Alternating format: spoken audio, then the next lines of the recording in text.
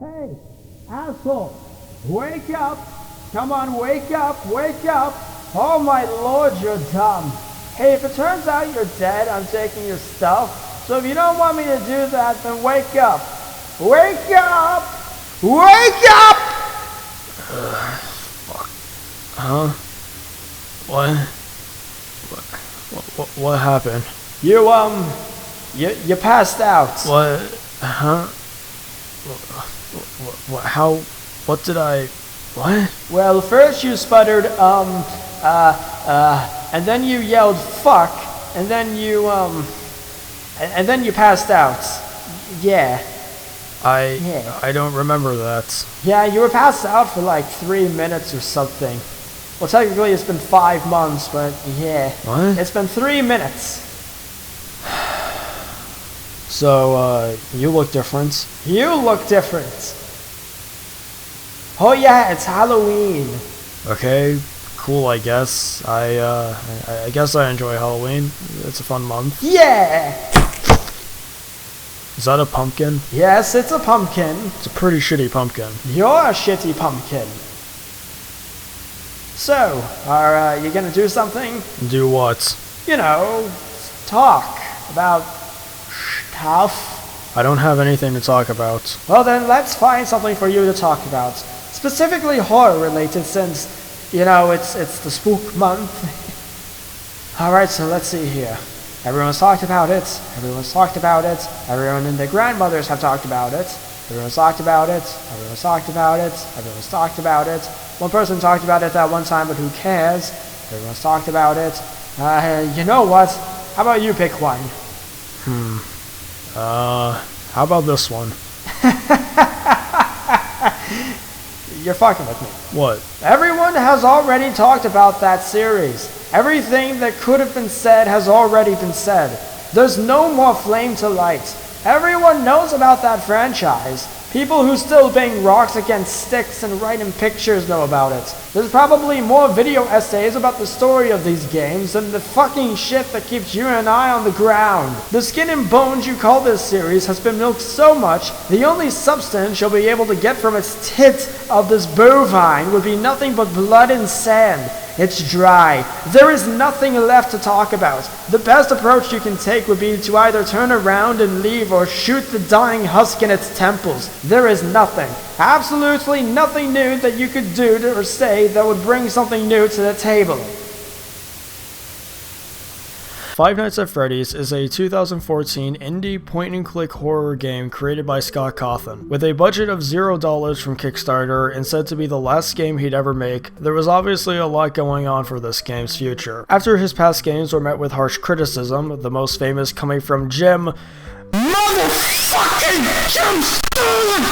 on his game Chipper & Sons Lumber Co., Scott decided to throw his hat in one more time into the game-making industry. He had 3 ideas for his last game. He'd either make another one of his lesser-known Legacy of Flame games, a sequel to his underrated The Desolate Hope, or a horror game about security cameras. On August 8th, 2014, Five Nights at Freddy's was released to the public on Desira, and 12 days later on Steam. The game sparked a high interest almost immediately. By far, the largest push came most notably from the YouTube Let's Play community. If you're familiar with that offshooting branch, a couple names should come to mind. Before I start, I want to make one thing clear. I have only played nights 1 through 5 for each game. I'm not guaranteeing I beat it, as it can be summed up as the previous night, but a little bit harder. Also, it's called Five Nights at Freddy's. Also, I'm going to omit FNaF World from this video. I might talk about it some other time, as a 3rd update is apparently in the works. Oh yeah, and I don't own a VR headset, so anyways, let the fun begin.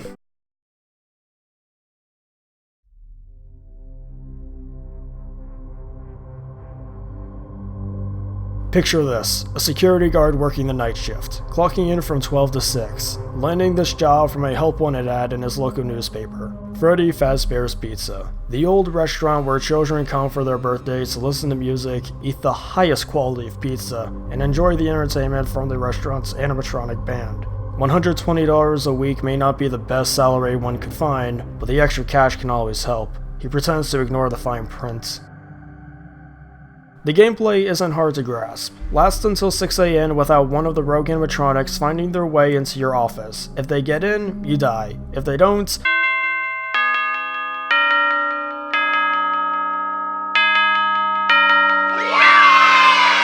there are a total of 4 Freddy, you're counting that other guy. characters you need to pay attention to. There's the right and left hallway hazards, the constantly look at me hazard, and the constantly look at me but I move haha hazard. Much like every video game ever made, it starts out easy to grasp with only 2 tasks you need to pay attention to, with each subsequent night adding a new mechanic into the mix as well as everyone becoming more sporadic. With the main cast moving around much more often, the nights become more tense. Each night lasts for about 9 minutes and there are no hourly checkpoints, so if you die at 5 AM, too bad, gets back to the start screen for you. This game, as well as the rest of the series, has been criticized for the overuse of... Sure, later games will take this concept and turn it old, but for the first game, I don't see how it can be seen as a jump scare simulator. Every time one of the animatronics jump scare you, it's always met with the consequence of a game over. But simply playing a loud noise when you die isn't enough, because it has to be built up. Despite this, however, that doesn't mean that the first FNaF game is scary per se, or at the very least not anymore. The game came out in 2014 and years later there have been countless videos of epic gamers playing this game, and while also blowing out my eardrums, everything that can be learnt about FNaF has already been looked over and finalized that we now know how these characters behave. Again, this is a personal observation, but when all the cards have been shown and the sound cues start to stagnate, anything can lose its punch that it might have had at one point. Horror is a very difficult genre to land, as it not only has to hit its mark, but it also has to stick. If you can predict every outcome that can happen before it's happened, the game isn't scary. If the unknown has lifted its veil, then what's the point? Five Nights at Freddy's was scary at some points, where everything was unknown, but when every mechanic and sound cue is understood, all you have left is the ambience. But the ambience is what I believe to be the first game's biggest strong suits. It's what turns a horror game from a avoid the bad guy to something terrifying. The noises the building makes when you're the only living one there, the echoes you hear in the halls as the animatronics get closer to the doors, the Calliope music that plays off somewhere else in the building. But it's not just the noises that work, but it's the location you're situated in as well. Pizzerias are often looked at as places of fun and enjoyment, a place of salvation or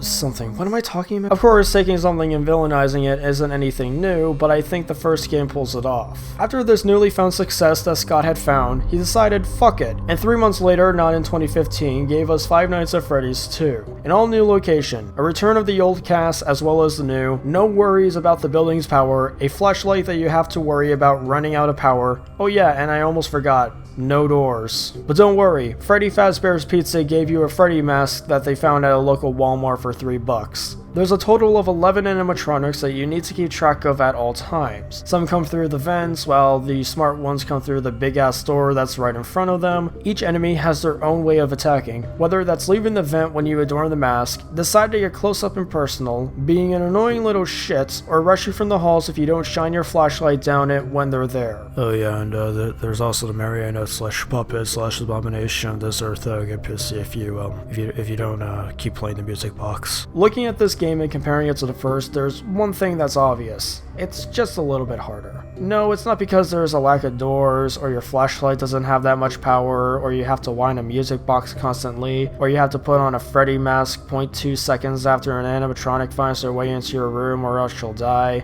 It's because all of that happens every night in the latter part of the games. FNaF 2 is a challenge, but funnily enough, that's what I like about it. There is one major flaw though. While there's a lot happening all at once that requires your constant attention, the one thing that this game lacks is the very concept that it's trying to be, a horror game. This game is dark, yes, but a lot of what made the original game terrifying is the ambience. While there is a better word to use, FNaF 1's sound design was subtle, as in the most you'll hear are distant footsteps or the building settling down for the night. In this game, constantly hearing the danger sound over and over again takes away what could have been a good build-up. Imagine if the sound was taken away and all you had was the distant shuffling and the sounds of something crawling through the vents. It doesn't help that this sound effect plays whenever an animatronic is nearing a vent or at the end of a hallway, which never seems to stop later in the night. Yes, I know I've spent about 30 seconds talking about one sound effect, but a single piece of game design kills what could have been a tense environment. Despite this, however, I did enjoy this game. Sure, it may not excel at its genre, but for what it's worth, I enjoyed my time. Now, if there's one thing that I have to give this series, it's that each new installment has familiarity in bringing in new mechanics, and that cannot be said any more than with the third game, Five Nights at Freddy's 3. Released 4 months after the second, this was the big quote-unquote end of the series. At the time, this was believed to be the last FNaF game, which was understandable. I mean, the game left the series at such a good ending, though in saying that the third game is the weakest out of the first 3. The game takes place about 30 years after the events of the first game, and Freddy Fazbear's Pizza is thought to be nothing more than an old ghost story and spooky rumors of dead kids being stuffed into the animatronic suits. It was through these tales that gave our sleazy phone dude an idea: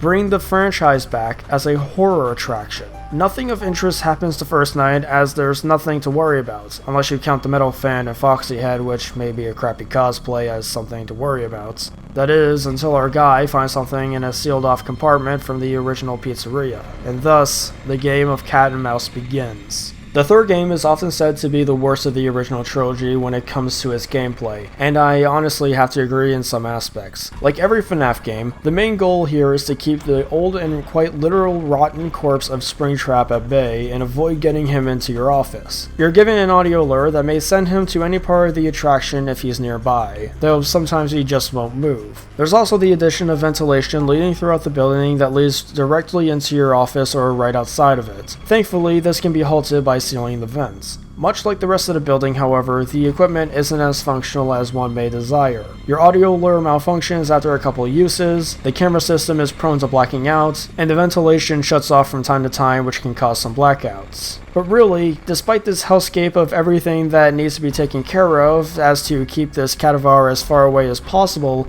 these mechanics aren't that bad on paper. Well, there are a couple more dangers. Again, Springtrap is the only real animatronic in this establishment, and that is where the phantoms come in. You know how I said a common criticism of this series is how these games are nothing but a bunch of jump scare simulators? While FNaF 3 still uses them as a form of "you done fucked up," they don't immediately send you to your death, instead causing your sensitive equipment to malfunction, requiring them to be reset. However, because the phantoms don't kill you, they can reappear over and over again. And let me tell you, the scariness of this game really starts to dwindle. But then again, FNaF 3 isn't exactly scary either. Using the word again, the ambience of the third game isn't very good. You'd think having the setting be a horror attraction, it would be a little bit more, horrifying, but it's not. Even if we ignore the Phantom's constant attempts at scaring you, the ambience is dull in comparison to the first and even the second game. And the color palette is less scary and more concerning on the basic rules of cleanliness. Going back to the gameplay, even though it's not scary when it comes to both the visual and audio execution, I do think the game has something going for it, and that is the franticness of when you lose Springtrap. Sure, looking at Cam 10 for most of your playthrough and watching the dumbass ram his head into the same locked vents isn't the most fun in the world, but when you lose track of the only thing that can kill you,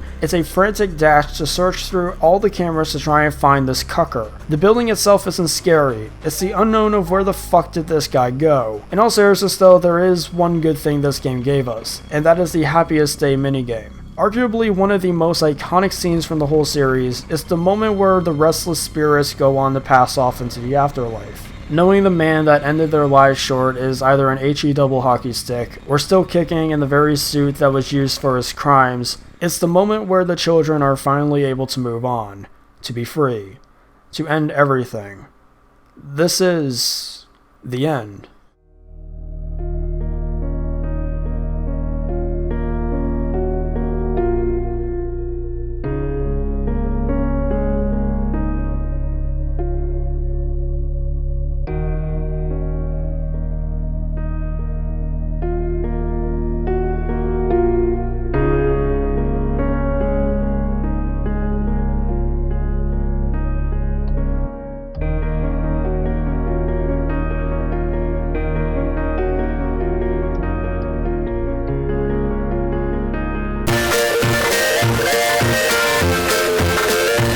You thought it was over? What are you, fucking crazy? FNAF 4, baby! Fuck, your happy ending was all a dream! Five Nights at Freddy's all day, every day, non-stop roller coaster action, fun. Okay, wait. I'm getting ahead of myself. Let's restart. As a good man once said, you throw your hat down on the ground, someone else will pick it up. I don't know who this man is, nor do I think he even exists, so I'm going to be coining that quote, it's mine now. 5 months after FNAF 3, Five Nights at Freddy's 4 was released. Oh boy, was it ever released. Now, just by looking at it, I hope you can tell that this is quite the stark contrast between an old pizzeria that specializes in kids' birthday parties and cheap pizza to a child's bedroom. You may also notice that this game originally had the tagline, "The Final Chapter." Yeah, final chapter my asshole. I don't like the fourth game. Yes, I know that's the most controversial thing I've said so far, and that's not an exaggeration. I really dislike a lot about this game. Some points that were relevant back then, and some that'll be relevant forever. Let's start off with the easiest pill to swallow, the gameplay. A high point in FNAF has always been its ambience. So, when you have a game that not only relies on listening, but is essential to beating the game, how could it ever fail? Here's how. Make every night unfair as fuck. What you need to do is either go to the left or right door and listen for breathing. If you hear a gush of wind hitting a microphone, close the door. If you don't, shine your flashlight into the hall. So what's the problem here? The problem is this. There's no leniency. Sure, in the original games you either had a few seconds to react or you'll be met with death, but in this game, if you shine your light even for a millisecond, you are dead. It does not matter if it is the first or last night. So when you're at 5 AM and you're about to beat the night, and you hear breathing 0.01 seconds after shining your light, oops, sorry, restart again. I wouldn't care as much if the gameplay was fun, but it's not. Ironic considering a large part of this franchise is repeating the same thing over again, but a little bit different the next nights. But the only difference between these nights is that Foxy doesn't show up until the second night, and the fifth night you only get Fredbear. Apart from that, every night feels the exact same. The difficulty stagnates once the second night starts. The gameplay is monotonous. You know what? I recorded myself playing this game because after a while I felt like my initial reaction was needed at some point. I'll just play here. I'm playing this game for less than an hour now, or about an hour now, and this is the one game that I really don't want to keep playing because it's repetitive as fuck.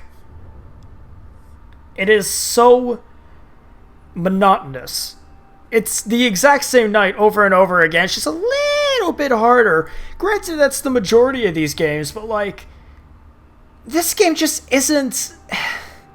It has a very, very interesting mechanic. A very good mechanic. I just really fucking hate it. Now, I've remained silent on the matter as it seems to constantly change with every new game that's made. And since this is a review in a way, I guess I need to talk about it at some point or another. And that is the lore of these games. Overall, I enjoy it. Not for the faint of heart for newcomers, as the series went from figuring out what Golden Freddy is and who caused the bite of 87, to a man murdering children to obtain the answers to immortality, sick twisted experiments, and finally being lambasted down to hell where one of his acts of suffering is listening to a purple hippo rambling on about stuff. But that's not the reason why I'm bringing this up right now. I genuinely believe that if FNAF were to end here, I'd hate it. Sure, I'd still walk away enjoying the last 3 games, but with how the fourth went with its story was so disappointing. I realize there's many ways to interpret these games and their lore, but FNAF's story seems to be going into the direction of, it was all a dream. Which, I'm sorry, but that isn't a good way to end your game. To find out that almost all the events that were depicted were fake and didn't happen feels like such a cop-out. Would the community accept it that way? Well, I don't know if I'm a part of the community, but I'm sorry, Scott, I don't accept what might be in the box. You know what, I don't even want to talk about this game anymore. Let's just move on to FNAF 5, better known as this location. Okay, so after 4, it took about 6 months to make FNAF World. A game that I might talk about some other time because that's a monster in of itself. But what needs to be known is Sister Location was uploaded about 8 months after FNAF World initially dropped without counting the second update. In other words, it's been well over a year and 2 months between the 4th game and the 5th. The first obvious pin you might notice is that the game has voice acting. Up until this point, without counting FNaF World, this is the first game with actual voice acting. I mean, you could count Scott voice acting Phone Guy, but a big and expansive cast of voices, most of which come from animatronics themselves, it's just a little bit more interesting. The second thing you might notice about this game is its humor. Something that I guess was needed? I mean, when you're thrown into a facility every night with horrific imagery happening every night, I guess watching an animated sitcom about a vampire and his wife arguing about a baby is the most realistic approach you can take. Apart from that, I don't really have much to comment on about Sister Location. It's fine, I guess. The nights are fun, though Night 4 is... Night 4. I guess I should be thankful that you don't need to wear headphones for that night, otherwise I'd probably go mad after hearing the constant ticking sound for 3 minutes straight. Also, it's still hard as balls even after the patch. Yeah. Sister Location is an okay game. Better than 4, but that shouldn't be a compliment. So, after completing Sister Location, Scott went on a bit of a hiatus. He didn't make any posts, ignored his websites, and didn't post any teasers as to the continuation of Sister Location. However, in that time, he had been working on a small side project, a game called Freddy Fazbear's Pizzeria Simulator. Released about 7 months after Sister Location had been released, it was a bit of fun to pass the time to the next installment. In this game, you can customize your pizza. Personally, I enjoy pepperoni, olives, and onions. If you put sausage on your pizza, you're a terrorist. Then you take your pizzas and deliver them to your awaiting customers who desire their artery-filled dreams of bliss. You can collect a bunch of pizzas and spam the pizzas all over the playing field, and yes, it's pretty fun. I just wish this game did a little bit more with the concepts of a pizzeria simulator.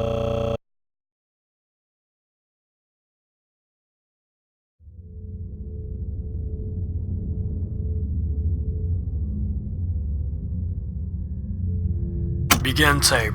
Leaving Dead Space. 3, 2, 1. The purpose of this tape is to give you an explanation as to why this game is up there with the first FNaF title at being genuinely terrifying. And if there's anything to go by with the abortion of the animatronic currently seated right in front of you, then it'd be best to start from there. On the first playthrough, you can choose to either toss away the animatronic, or salvage them for monetary gain. They do move, though they can easily be reset by simply administering an electric shock. Personally, while playing this minigame, I thought I knew how to play. But when Scrap Trap got me at the very end after believing I won, the game became much more stressful. The audio samples and their ever-increasing tones do not help knowing that these things could come alive at any minute and it'd be instantly game over. And if you had no idea what was going on, the slight movements may make one look twice as to make sure their eyes weren't playing tricks on them. Then we get to one of the two main highlights of this game, the simulation part. Even though it's rather simplistic, the economic aspect of this game is pretty fun. There are two ways you can generate money in this game, either from people visiting and spending money at your pizzeria, or playing mini-games from the items you buy at the shop.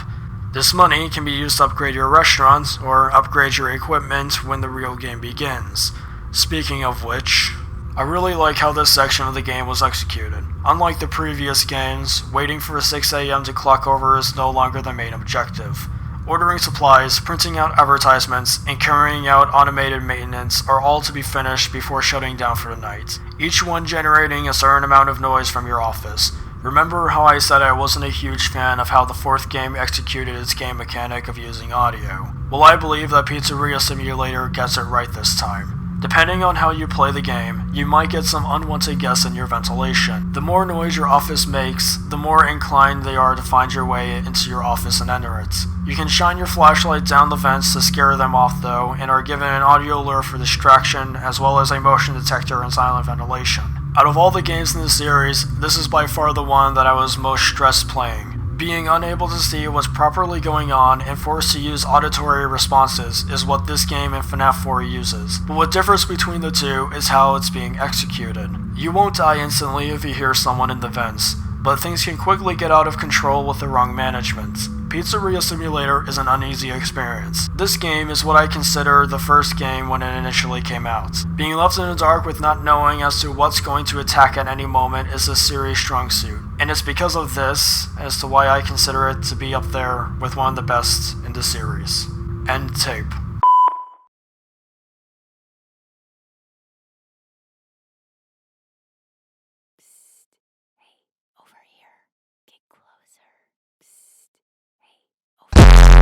And last, but certainly not least, is Ultimate Custom Night, the big end and all be for this series, at least for a couple months. Custom Night refers to Night 7, which allows you to set any animatronic to its lowest or highest setting. In the original, it was 420, in 2, it was 1020. 3 gave us Night 6 with aggressive mode, 4 gave us 420 mode again, Sister Location gave us 1020 mode again, and then we're left with 6, which is absent from any higher difficulty. Scott was originally going to make Ultimate Custom Night an add-on to Pizzeria Simulator, but branched it off in its own game after it became something much bigger. Fuck off 420, piss off 1020, you're no longer needed when we've got 5020 mode, god damn it. And that's not even counting the 6 additional characters added into the hardest mode. Ultimate Custom Night was released about 6 months after Pizzeria Simulator, and this time you have a grand total of 50 characters to keep track of, each having their own special ability that can either cause a hindrance on your night or outright end it. Springtrap can be found in events, Mr. Hippo will give a long-winded speech if you die,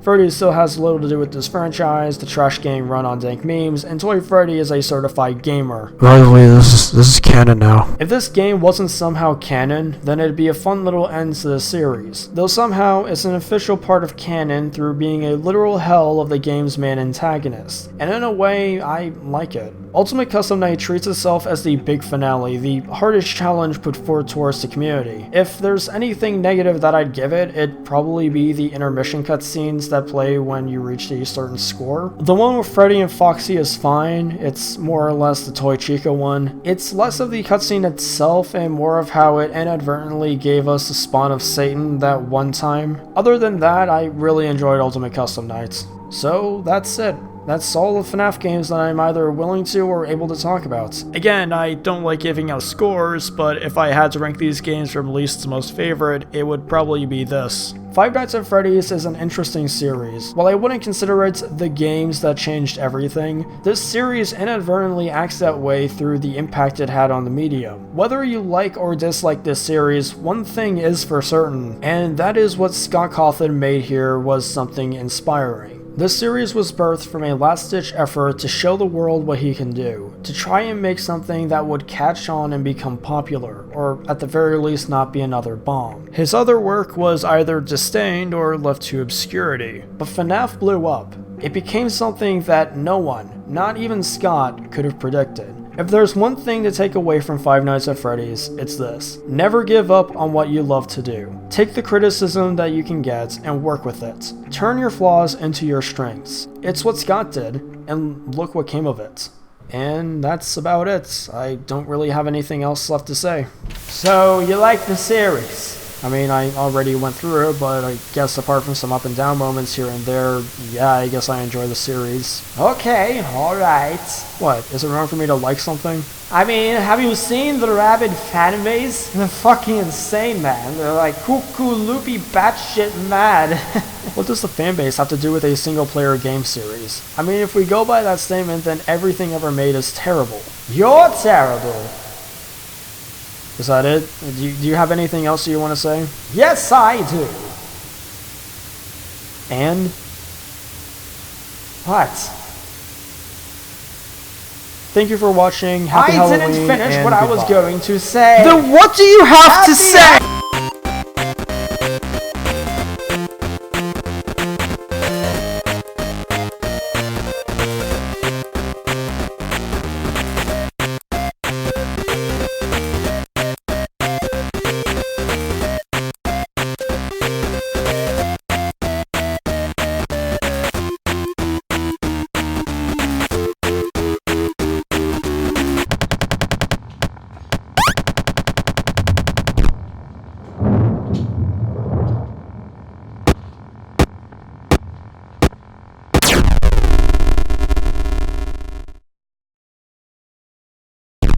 It seems that you have met a horrible demise, my friend.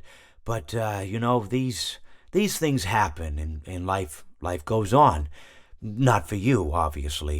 You're dead. But it reminds me of a time I was having a conversation with my friend Orville. We were, where were we? I think we were by the river. We were sitting by the river and watching the fish leap over the fall. But hey!